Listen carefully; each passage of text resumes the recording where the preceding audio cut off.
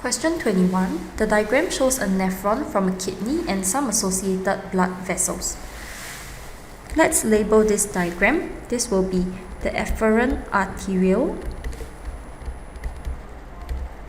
that is going towards the glomerulus, which is labeled X, and this is the efferent arteriole that is leaving the glomerulus.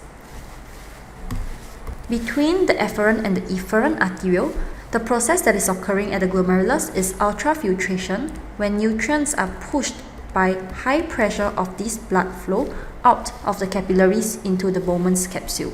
They will then travel down the proximal convoluted tubule, down the loop of Henle and up, towards the distal convoluted tubule, and then down the collecting duct.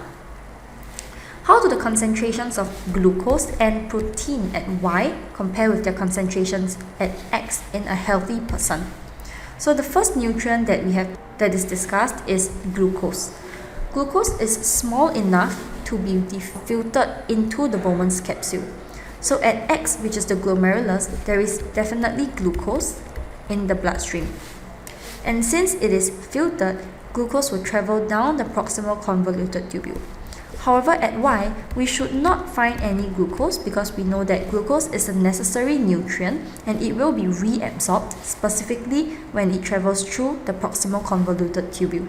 So by the time it reaches the loop of Henle, there should be no more glucose, and the glucose concentration at Y should be lower compared to X.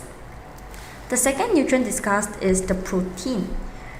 Proteins are, however, too large to be filtered out of the blood capillary or the glomerulus into the Bowman's capsule. So unlike glucose, it will not be filtered into the Bowman's capsule. So there is indeed proteins found still in the blood capillaries of the glomerulus, but it will not be filtered out and it will continue traveling out away from the nephron through the efferent arteriole.